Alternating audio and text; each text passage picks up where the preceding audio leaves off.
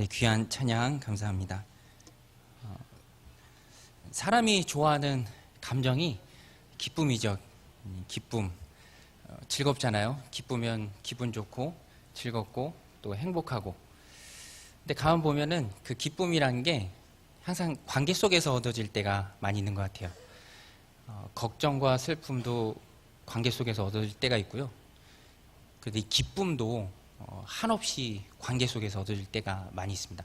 혼자서 기쁜 건 좀 이상하잖아요. 혼자서 기쁜 건 좀 이상한 거고, 관계 속에서, 사람들과의 관계 속에서 기쁨을 얻을 때가 많이 있습니다. 여러분은 어떻게 좀 기쁜 시간들을 보내고 계신가요?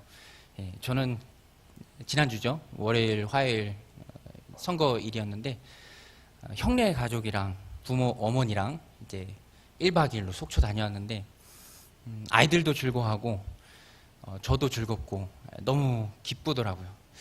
뭐 준비할 게 덜어 있는데 하나도 부담스럽지 않고 기쁘고, 어머니도 너무 기뻐하시더라고요.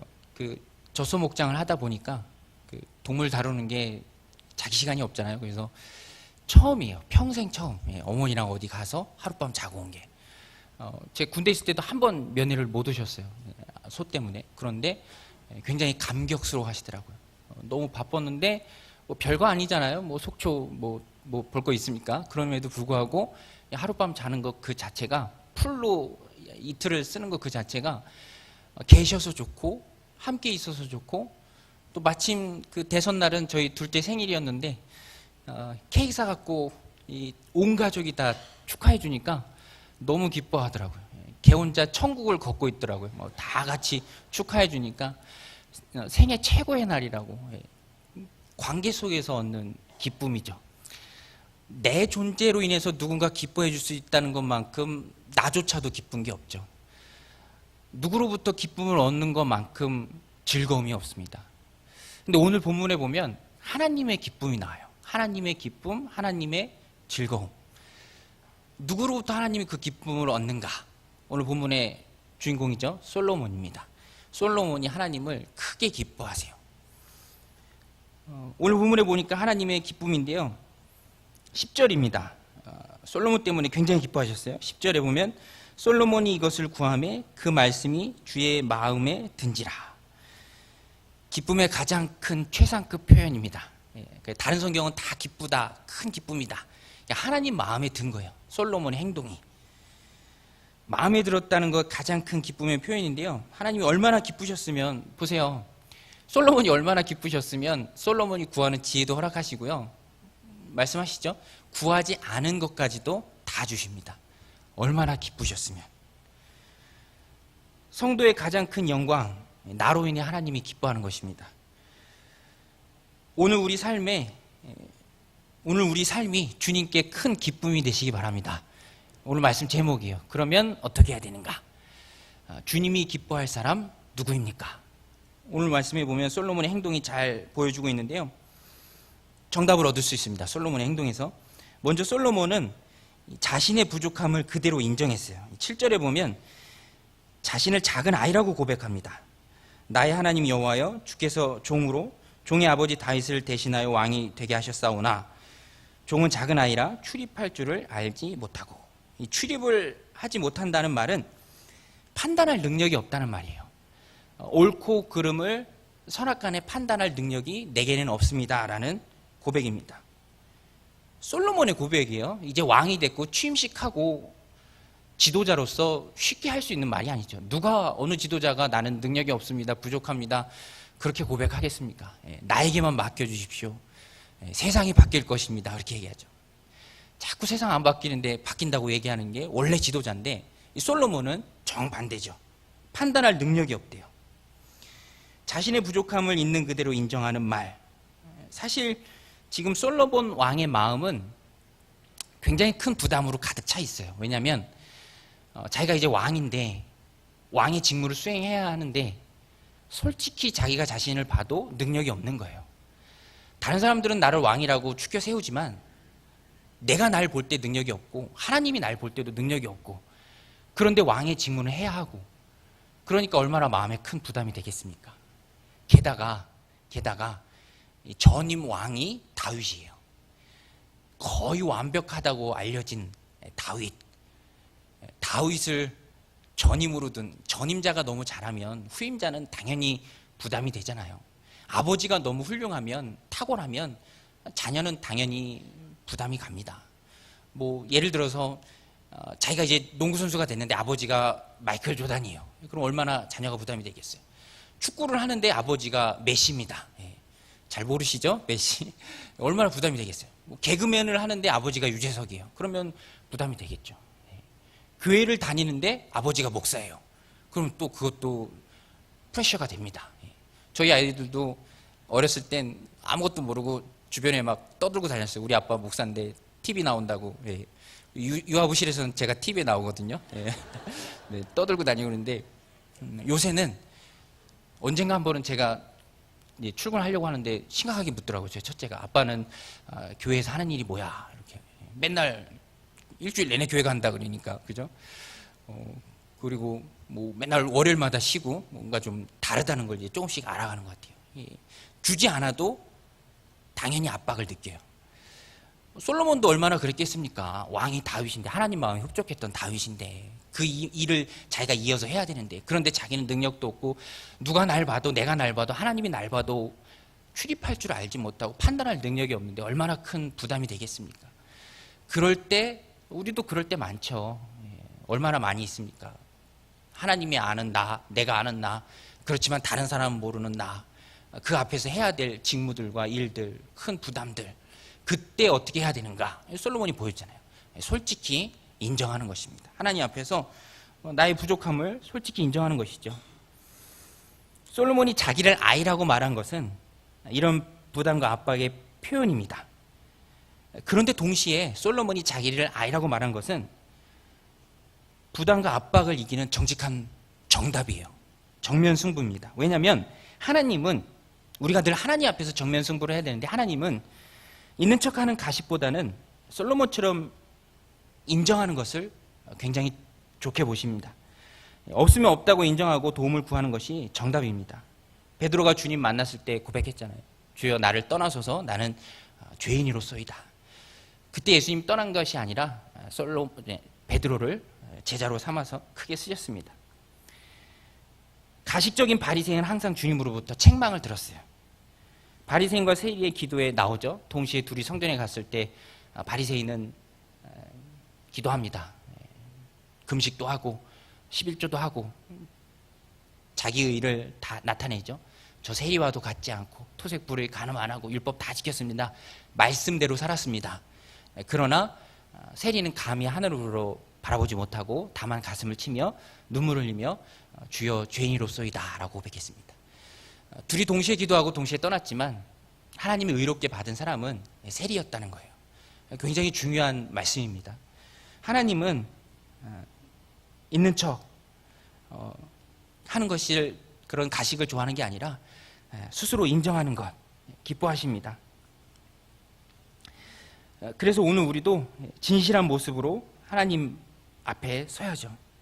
이 솔로몬의 고백은 무능의 고백이 아니라 나는 아이라 판단할 능력이 없습니다. 이 고백은 내가 부족하니까 그때부터 하나님을 얼마나 의지하겠습니까? 약간의 과부하가 걸릴 때 우리가 무릎 꿇고 기도하잖아요. 능력이 없을 때 하나님 붙잡는 거 아닙니까? 스스로 능력이 많다고 착각하면 기도하지 않겠죠. 하나님의 능력을 붙잡지 않겠죠. 그래서 인생의 큰 승리를 얻은 사람은 모두 자신의 연약함을 감추지 않고 있는 그대로 드러내고 인정하는 사람들이었어요. 람보르기니라는 회사 아시나요? 제가 기사를 한번 봤는데 이 슈퍼카 만드는 회사예요. 람보르기니. 그런데 이 람보르기니 회사에서 트랙터를 출시했다는 기사를 봤어요. 농기계 아닙니까? 트랙터가. 기사 내용을 보니까 원래 람보르기니라는 회사가 트랙터 만드는 회사였대요. 그래서 기사 제목도 그거예요. 우리 원래 트랙터 만드는 회사야. 그러면서 왠지 좀 멋있어 보이더라고요. 감추고 싶고 혹은 드러내지 않고 싶을 수 있는 과거지만 뿌리를 숨기지 않는 모습. 하나님이 그 모습을 오늘 우리 신앙인들에게도, 성도님들에게도 기뻐하십니다. 삼척이라고 하잖아요. 아는 척, 있는 척, 잘난 척.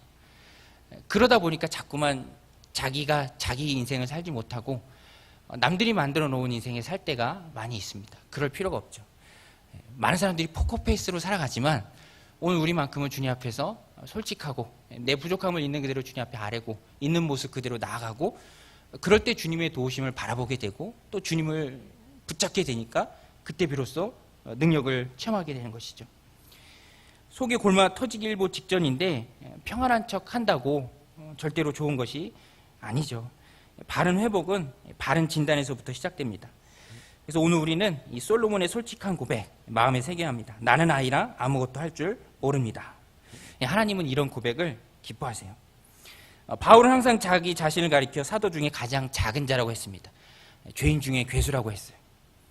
자신의 지식을 자랑한 것이 아니라 그것을 배설물처럼 여겼습니다. 부족함을 늘 주님 앞에 인정하고 나아갔을 때 하나님이 그를 붙드셨고 또 크게 쓰임 받았다는 것입니다. 겸손한 마음으로 사역했기 때문에 늘 하나님의 손에 붙들려서 일할 수 있었죠. 또 솔로몬의 두 번째 모습은 그렇게 자신의 부족함을 인정하면서 지혜를 구합니다. 듣고 판단할 수 있는 지혜. 없으니까, 부족하니까 당연히 하나님께 구해야겠죠. 9절 말씀입니다. 누가 주의 이 많은 백성을 재판할 수 있사오리까? 듣는 마음을 종에게 주사 주의 백성을 재판하여 선악을 분별하게 하옵소서. 듣는 마음이라고 나오는데요. 이 듣는 마음은 판단할 수 있는 능력을 말합니다. 왕의 직무에서 가장 중요한 영역이죠. 최종 결정권자는 왕이잖아요. 지도자는 왕은 정답이 없는 선택을 늘 해야 돼요. 계속 선택의 연속입니다. 그리고 그런 선택이 많은 사람들의 삶에 지대한 영향을 끼칩니다. 굉장히 부담스러운 자리죠. 그렇기 때문에 지혜, 듣고 판단할 수 있는 능력, 오늘 솔로몬이 기도했던 듣는 마음 꼭 필요합니다. 그런데 이렇게 구하는 솔로몬의 기도가 하나님을 굉장히 기쁘시게 만들었어요. 왜 그랬냐면 이유가 나옵니다. 그것은 11절인데요. 이에 하나님이 그에게 이르시되 내가 이것을 구하도다.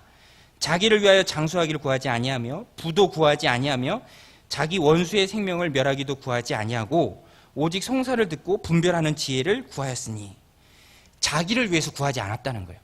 자기를 위해서 얻을 수 있는 자기의 유익을 위해서 충분히 구할 수 있음에도 불구하고 자기를 위해서 구하지 않고 왕의 직무를 잘 수행하기 위해서 하나님을 위해서 하나님 나라를 위해서 하나님의 백성을 위해서 기도하고 구했던 그 마음이 하나님 보시기에 너무 좋았던 거예요.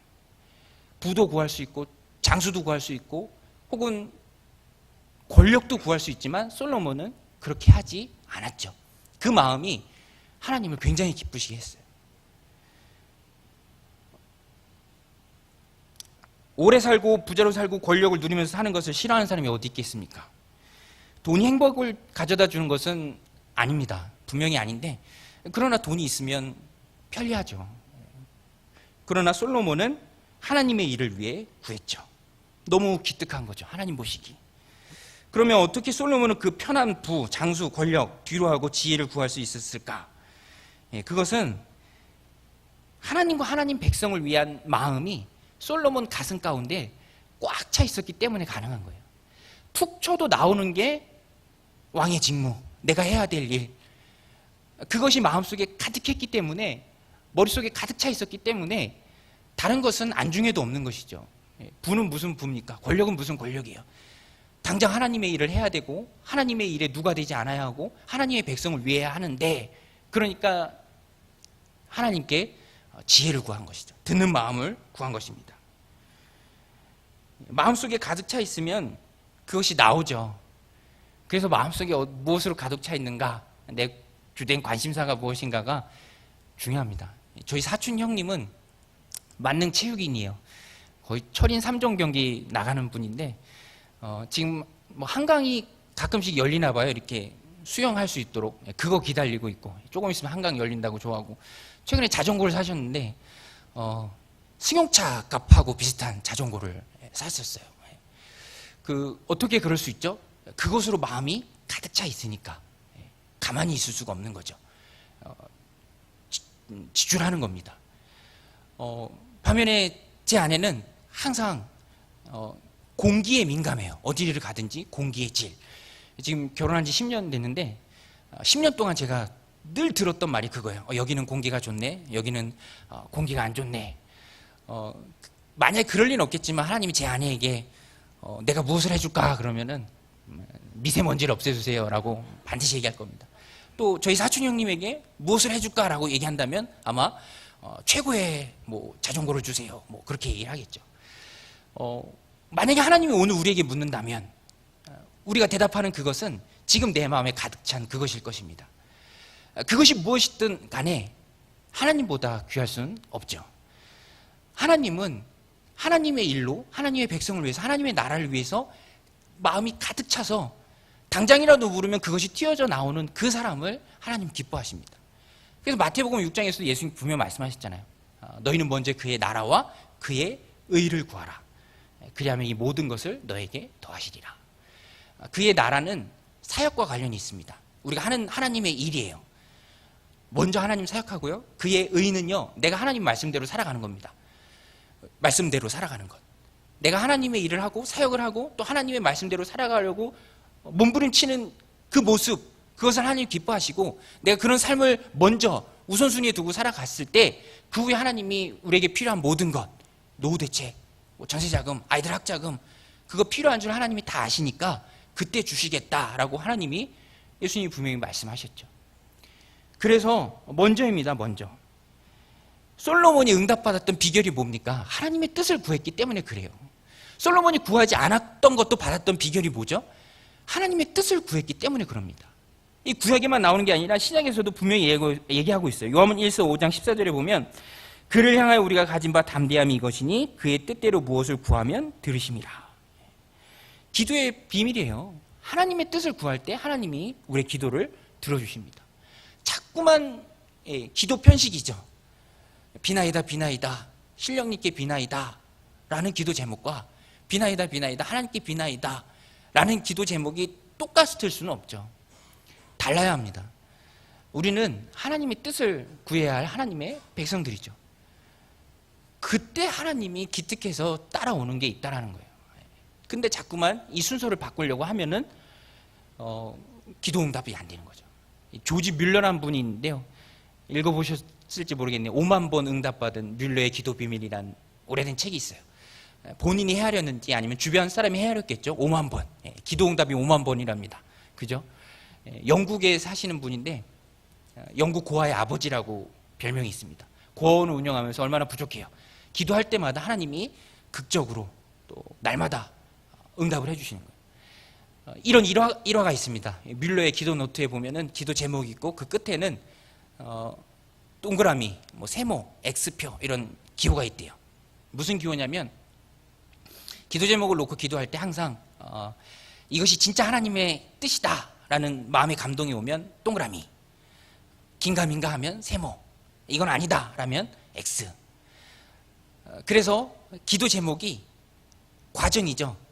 처음엔 내 뜻이었다가 그것이 조금씩 변경이 되고 바뀌면서 하나님의 뜻이 되어져가는 과정이 있더라는 거예요. 근데 어떤 분이 그렇게 얘기하더래요. 그렇게 기도 제목 하나 갖고도 그런 일련의 과정을 다 밟아가면 언제 응답을 받겠습니까? 뮬러가 그렇게 얘기했죠. 하나님이 원하시면 한순간에 이루어집니다. 그렇죠. 하나님의 뜻을 구할 때 하나님이 반드시 응답하십니다. 여러분 믿으십니까? 그래서 우리가 구해야 될 게 하나님의 뜻이죠. 하나님의 뜻을 구할 때 그것이 우리가 가진 담대함입니다. 주님의 뜻을 구하는 사람이 바로 성도죠. 내가 그 일의 능력의 도구가 되는 것입니다. 하나님 나라가 확장되는 것, 능력의 도구로 쓰임받는 것, 내가 하나님의 뜻대로 거룩하게 살아가도록 능력을 구해야죠. 그러면 하나님이 그 후에 필요한 것을 다 주신다라는 것입니다. 또 오늘 솔로몬에서 배우는 마지막 이 솔로몬의 행동은, 하나님 기뻐하신 행동은 마지막에 나옵니다. 솔로몬은요, 꿈에서 깬 후에 기쁨을 다른 사람들과 함께 나눠요. 오늘 말씀 15절인데요. 솔로몬이 깨어보니 꿈이더라. 이에 예루살렘에 이르러 여호와의 언약궤 앞에 서서 번제와 감사제의 제물을 드리고 모든 신하들을 위하여 잔치하였더라. 하나님이 은혜 베푸실 때 그 은혜를 받은 성도는요, 그 은혜를 공동체와 함께 사람들과 함께 기쁘게 나누어야 합니다. 솔로몬이 꿈이라는 것은 하나님이 분명히 말씀하셨으니까 사실이에요. 뭐 깨보니 꿈이더라 이런 게 아니라 진짜 하시겠구나 받은 거예요. 은혜를 이미. 그때 솔로몬은 그 기쁨을 자기만 갖고 있지 않고 먼저 하나님께 감사했어요. 그리고 사람들과 함께 잔치를 베풀며 기쁘게 나눴습니다. 오늘 우리도 하나님이 우리에게 주시는 특별한 은혜들이 많이 있죠. 그 은혜를 받을 때 받았으니까 땡이네 그러는 것이 아니라, 받았으니까 그만이죠 하는 것이 아니라 여전히 하나님께 감사하고요, 또 받은 그 은혜를 많은 사람들과 함께 누리는 것. 누리면 누릴수록, 나누면 나눌수록 배가 되는 은혜죠.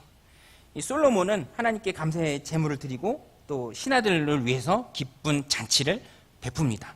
혼자만 누리지 않았죠. 이것이 성도의 선순환 인생입니다.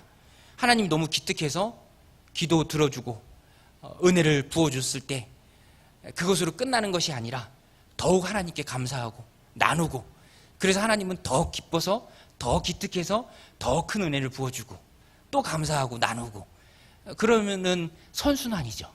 그것이 하나님이 기뻐하는 솔로몬의 행동이었다는 것이죠. 하나님이 은혜 베푸시면 기쁜 일이죠. 돈이 있으면 감사하는 것 아닙니까? 그런데 신기한 것은 세상에서는 돈이 있으면 형제들이 싸워요. 이해할 수가 없는 일이죠. 없을 때는 안 싸우다가 있으면 그것이 기쁜 건데, 나누면 좋은 건데 오히려 싸움거리가 되는 것. 그래서 성도는 달라야 합니다. 하나님이 은혜 베푸시면 나누고 기뻐하고, 내가 가진 그 어떤 것보다 하나님이 크시기에 작은 것에 연연하지 않고 일희일비하지 않고 내가 소유한 그 하나님을 더욱 세상에 드러낼 수 있는, 하나님이 우리에게 기대하는 모습이고요, 우리가 그렇게 살았을 때 하나님이 기뻐하신다는 거죠. 솔로몬은 그 일들을 했습니다. 우리가 성도로서 세상에 보여야 할 바른 모습, 소유가 늘어도 더욱 하나님께 감사하는 모습, 그 감사가 그치지 않는 모습이죠. 솔로몬은 처음 마음을 버리지 않는 삶을, 참 마지막이 중요한데 그 삶을 살았습니다. 대통령이 취임했죠. 지금은 허니문 기간이라 모든 사람들이 덕담을 합니다. 마지막에도 존경받는 대통령이 되십시오 하고 덕담을 하죠. 퇴임할 때도. 국민 모두의 갈망이죠. 근데 오늘 솔로몬의 모습이 참 그랬던 것 같아요. 하나님께 은혜를 받고 큰 은혜를 받고 그것으로 그치는 것이 아니라 한 번 더 하나님께 큰 감사의 제사를 드리고 또 받은 은혜를 많은 사람들과 나누는 모습, 축복받은 후에도 하나님께 감사하는 것을 잊지 않는, 초심을 잃지 않는 그런 솔로몬의 모습, 받은 축복을 공동체 함께 누리는 모습.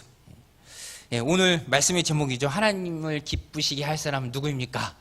하나님을 믿고 나의 부족함을 그대로 인정하고요, 또 내 것이 아니라 내 유익이 아니라 하나님의 뜻을 구하는 사람, 그리고 하나님이 그것을 허락하셨다면 그것을 기쁘게 주변 사람들과 나누고 하나님께 대해서 더욱 큰 감사와 헌신으로 나아가는 그 사람, 그 사람을 하나님이 기뻐하십니다.